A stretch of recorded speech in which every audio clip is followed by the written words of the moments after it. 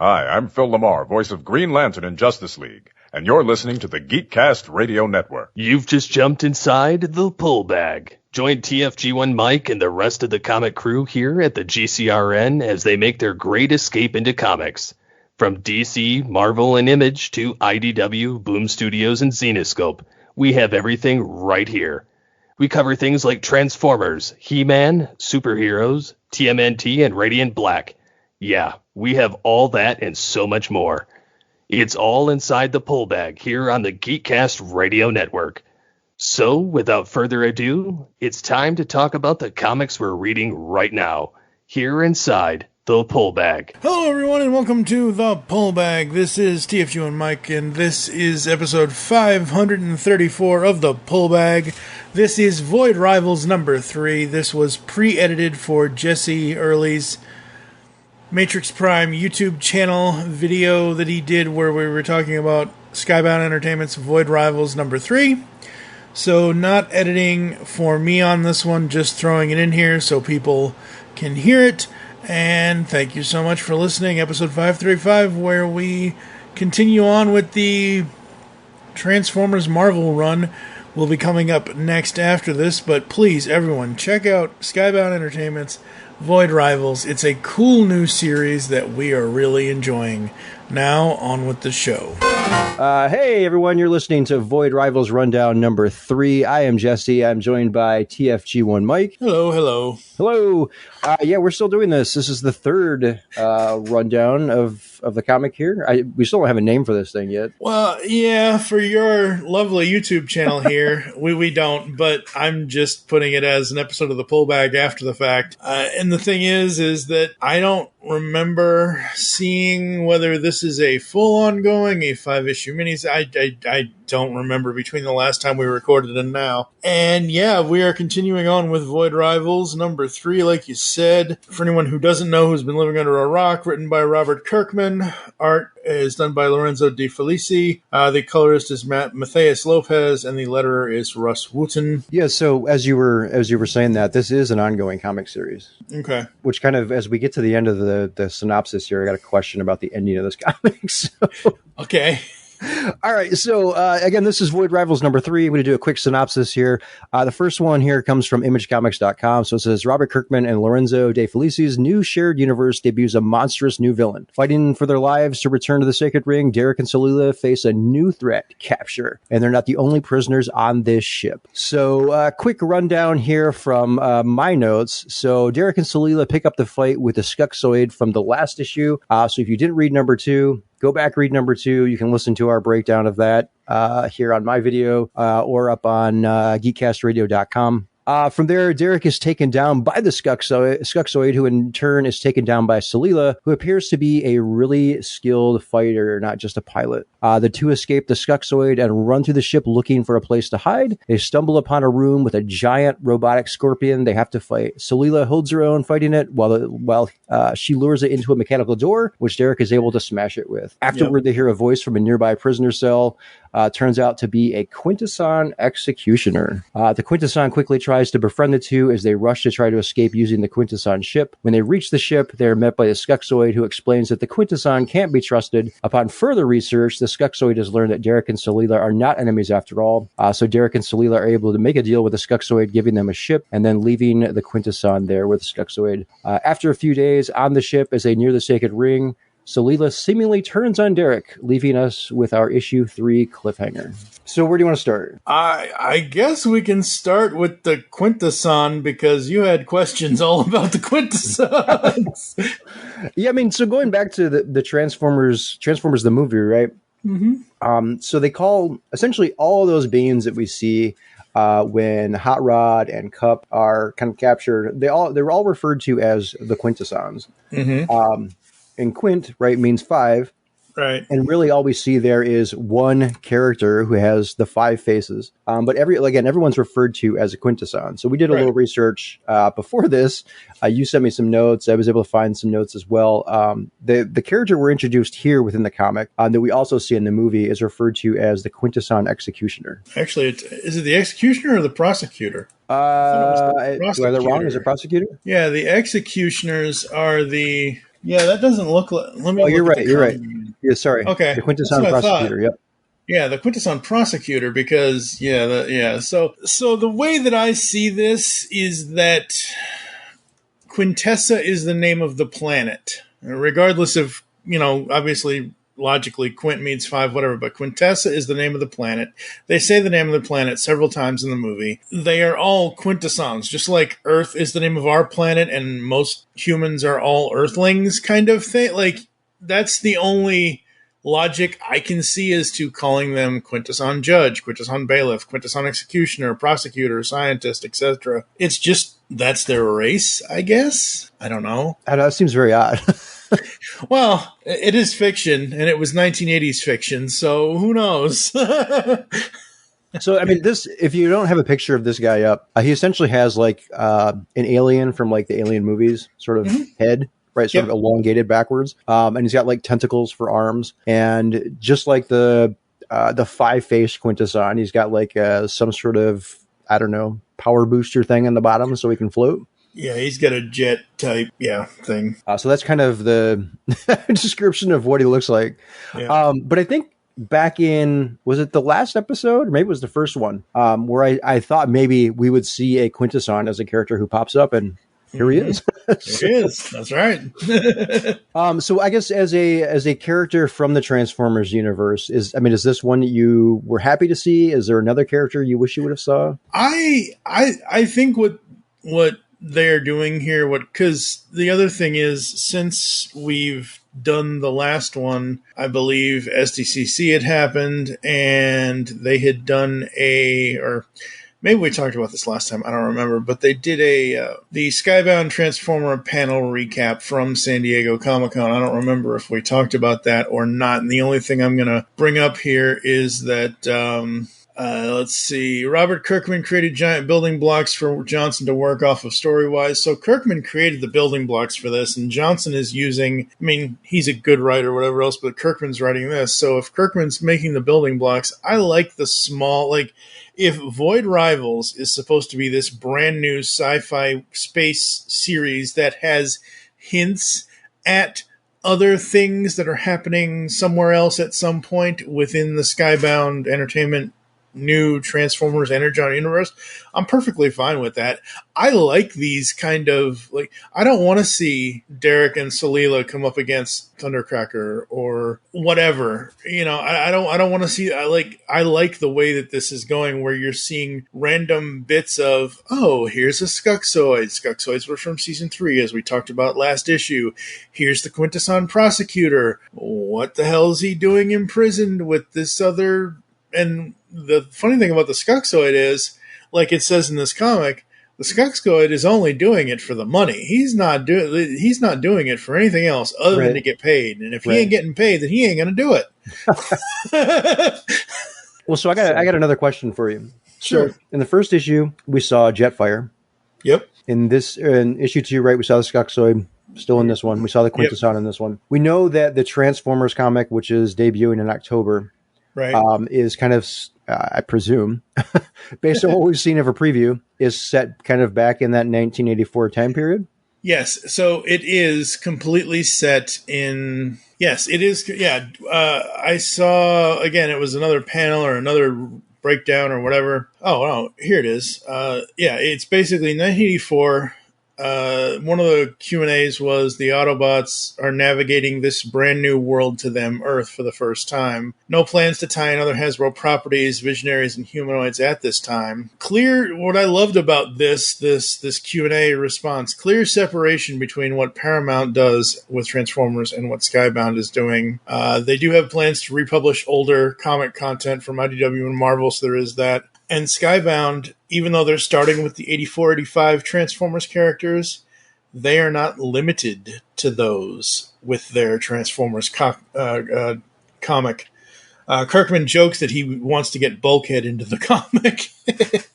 Is it confirmed anywhere, though, that the time period, I know they're starting with the 84-85 figures or characters, but is it confirmed anywhere that the timeline for the comic is actually set in the 80s? I don't think so. Because what my question for you was going to be was, okay, we saw Jetfire in the first issue. and he took off seemingly to go somewhere, right? And we've got some other characters that we know from the world of Transformers that we saw in issue 2 and then here in issue 3. If the Transformers series is taking place in the 80s, do you think what we're seeing here within Void Rivals may be a completely different time period?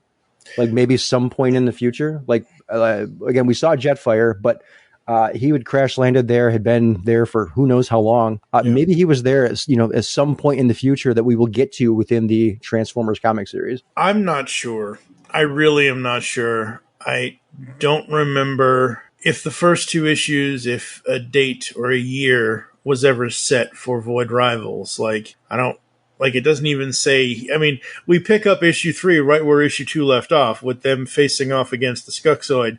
So It doesn't really have previously on, and this is the year 2157 or whatever. Right. And I don't remember the first 2 issues specifically saying a date of a year at all. So, so I'm going to be an ass here and assume that it is sometime before 1984, 1985. From what I've seen and what I've heard Daniel Warren Johnson talk about, he was on somebody's podcast, YouTube, whatever, I don't remember.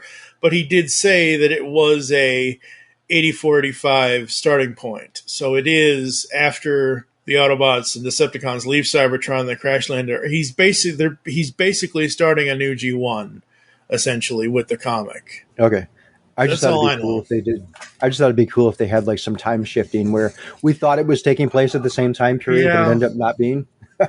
Yeah, I'm not sure.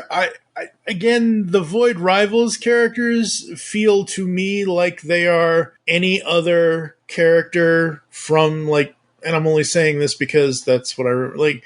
When the Skuxoid goes into the port in season 3, when the Skuxoid is in season 3 of the cartoon, like all the other species of peoples that are there, the Skuxoid, this character, it's like going into the cantina in Star Wars. You have all these characters together, and I'm assuming that Darak and Solila are not characters from the future or the past or whatever timing. I'm assuming it's all in the same timeline unless the creators tell us differently. So, okay.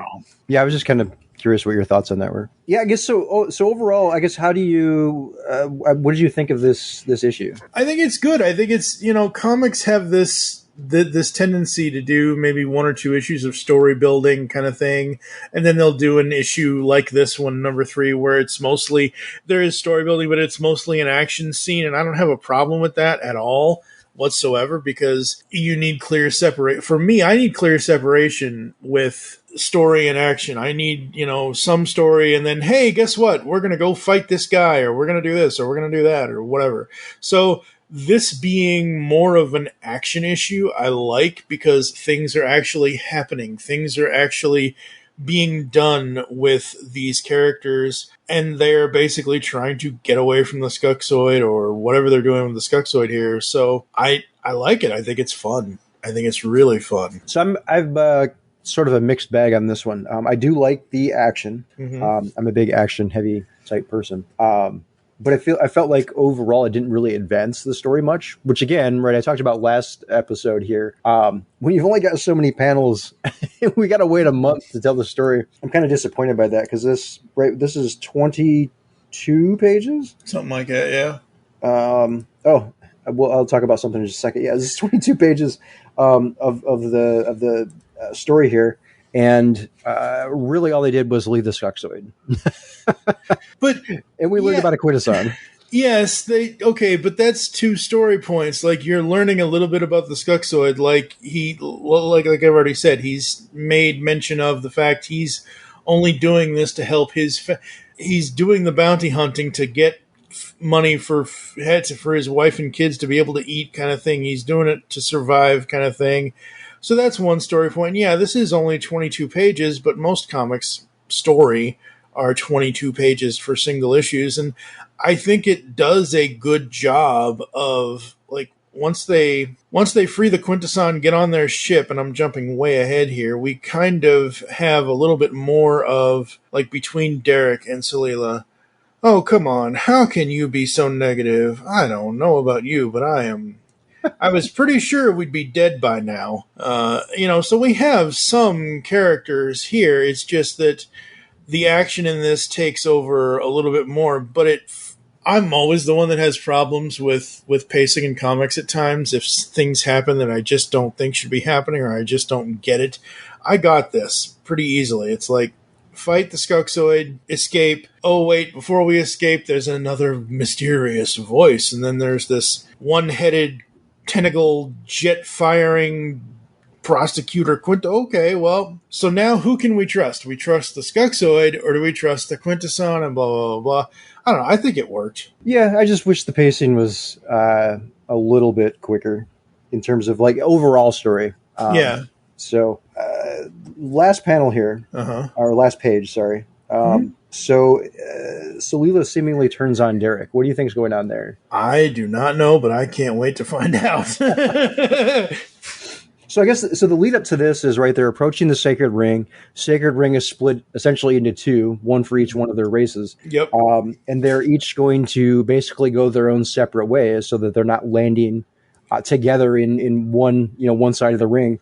Right. And this is when she seemingly turns on him and uses some sort of electric zappy power from her staff. Yeah. It knocks him out. I'm wondering, like, if she's going to sort of take him to her side of the ring as a quote unquote prisoner. I don't know. I guess. Yeah, no, I don't know what's going to happen with her. Why she did the thing to Darak, and whether she's taking him prisoner. And hey, so far they've kept each other alive. Who knows? Right. Yeah. So I'm almost wondering if that's kind of what's going to happen. She's going to take him to her side. If you go. See what page is this on. Again, I'm looking at the digital version of the comic. Me too. If you go to page 30, right, we get the cover for Void Rivals number 4. Okay. It's someone sitting on some sort of throne there. Based on the colors, I would think it would be on Solila's half of the ring. Yeah, most likely. So like I've said, I'm almost wondering if she's going to take him there as a sort of quote unquote prisoner. But if essentially knocking him out was a kind of sort of a way to kind of help protect him. I think she's ultimately still going to be working with him. They're going to be working together, but I'm wondering if she's just kind of doing this, I guess, for her benefit when she does take him to her side of the ring. My thoughts would be that he would essentially be a prisoner, but that she would help him kind of once they're there. Yeah, maybe. I'm not sure, but again, this is an ongoing series, so I can't see them being foes here. I think they're going to continue to team up as the series goes on. Yeah, I think this shocking cliffhanger kind of thing is, number one, we're at the 3rd issue. We need to do something besides random, I don't mean random as in to be insulting, but random Transformers guest appearances. We need to do something with these characters. We need to, like was said earlier in the comic, she's not just a pilot, is she? Kind of like there's more to... Jesse, damn it. There's more to her than meets the eye. God damn it. I was hoping not to have to make that reference, but and that's the thing, is that who knows? Maybe she is doing this to protect him. Maybe she is doing this to what we don't know, because she just does it. And that's what I like. She just does it. There is no oh, hey, by the way, I'm going to knock you out now. What? There's none of that kind of stuff, suspense, and I think that's good, because comics do need suspense, especially if you're starting a brand new title, a brand new universe, with these characters specifically, the Void Rivals characters specifically, and whatever their lovely ring is between the two races. So yeah, I don't know. I'm digging it. I'm really digging it. So I think that's all I've got here for issue 3. Is there anything else you wanted to bring up? It's a series that I'm invested in to the point of I'm perfectly fine doing it this way, whereas normally I would be like, no, I'm waiting for the trade. No, I want the whole story at one time. Give it, it's like the old Netflix model, stream everything all at once kind of thing. But no, this is fun. We figure out a day and date to record these, and this is awesome. And yeah, it's hopefully everyone's joining us for these as far as like getting to read the comic for themselves, because what comics needs today, in my personal opinion, is something new and fresh yet familiar. And I think that's what Void Rivals is. We were introduced to new characters and new races, yet there's a Rockaroid or a Skuxoid or a Quintesson Prosecutor or whatever here and there and everywhere. So, yeah, that covered issue 4. I'm real. September 20th can't get here fast enough. Yep, the last issue before Transformers #1. Yep. So they're probably, I don't know, again, I'm being an ass here, assuming things. They're probably going to ramp up a little bit on the Transformers stuff in issue 4, but who knows? Yeah, maybe they'll either introduce something Transformers related within that, or maybe they'll give us another more extended preview at the end. I'll have to make sure to check the end of that. I always read to the end of the book, no matter what, just in case. Yeah. Because I forget stuff. Like I'm like, when you said there was a preview, I'm like, wait a minute, another one? Was there another new one? Because I'm all. Steve and I run a Transformers podcast. There's not, at least out of the news that we pay attention to, there's not many things that we miss. And I'm like, wait a minute. Oh, right. Yeah, the one from the thing and the whatevers. So, yeah, no. But this lesson learned for me. I'll go to the end next time. So I guess in closing, there's two other things I wanted to mention. Mm-hmm. One's a complaint. Okay. Other than what I just talked about story-wise. This isn't a complaint about the story, but specifically the letter type for the Quintesson. When I read on digital, the digital version of the comic. I have an iPad here. The iPad is roughly, at least the size I've got, is roughly about the same exact size as a regular comic book. The dimensions are slightly different, but that's about the size. So I don't really do any zooming on the panels or anything. I'm reading it kind of full page. Mm-hmm. And at that view, I had a hard time reading some of the characters for the words for the Quintesson. Like the the A and the R. That was very hard for me to distinguish between a couple of those within the words that he was saying. So I was like, I'm on what page am I on here? Page 13. The Quintesson says, "After you have aided in me returning to my ship." And the very first time I was reading that, I'm like, "After you have righted me." I'm like, "Righted me?" Because the A and the R looks very, very similar in some aspects there. But yeah, so as I got to the Quintesson, I had a hard time reading some of the text. So that in that instance, I had to zoom in to read it just because of the way the characters were. So that's kind of really my complaint about that. But yeah. And then the other thing I wanted to mention is, so far, at least from what I was able to find online, this issue has not sold out yet, like the first two. Yeah. So I don't know what that means for the series going forward. Maybe it doesn't mean anything. Maybe it'll be sold out here within a day or two. But I did notice that it has not been sold out yet. We've not gotten word that it is going to be reprinted yet. And if it is going to be reprinted, we don't have any pictures of what those covers might look like at this point. Yeah, they'll probably do that a little bit closer to the time. Maybe. I don't know. Let's see. I'm not sure. The first two sold out like the same day it was released. Day or two? Pretty much, yep. I'm not sure. I would imagine that if this does sell out and there's a reprint, it's probably going to have the Quintesson on the front. Probably. Most likely. Yeah, I do not see anything here that says... Yeah, it's just number 2 was... Number 1 and number 2 were the sellouts. Yep. And I don't think that we're... Quite literally 30 days away from Void Rivals number 4, and really, League of Comic Geeks has a preview already? Well, that doesn't surprise me, but hang on, give me a second here. Okay, maybe they don't have... Wow, it's just listed there. They don't know. They have the cover? Yeah, they have the cover. They don't have any interiors. Okay, so they've got at least up to issue 5 on the covers, and the issue 5 cover is... So Image Comics might have this as well, but StadiumComics.com does have the little blurb. It says, the climactic return to the sacred ring. The Energon universe continues here. Thrown before the highest authority for their crimes against the sacred ring, will Darak and Solila's newfound alliance hold strong? Let's hope. I'm putting the cover for issue 5 into our G chat there. I'm loving that purple. That's all I can say. It does look like he's a prisoner. Yes, he's very much a prisoner there. All right. So who knows what's going to happen? And Dracula lurking in the background in the shadows. Yeah, Dracula, Darth Vader, something like that. Probably not, but well, no, that guy looks like he's too tall to be a Sharkticon. He's an Energon vampire. That could be. Who knows? I'm still waiting for Energon to be like they're calling it the Energon universe. I'm waiting for the actual Energon to be actually introduced. Well, I mean, you said that we saw it in the first issue, right? They just referred to it as Energon. They just never refer to it. So who knows? Yep. I think that's all I've got. Awesome. Very cool. All right. So plugs. What do you got to plug? Let's see. Go over to geekcastradio.com. You can check out all of our content there. We've got 500 and this will be episode 534 for the post. We got 534 episodes of the Pullbag. We've got 400 and something episodes of all things Transformers. We've got Altered Geek. We've got Cinema Geeks. We've got all kinds of geeks and stuff and all that good stuff. I am still riding out that storm before they X everybody out. I am at TFG1Mike on X.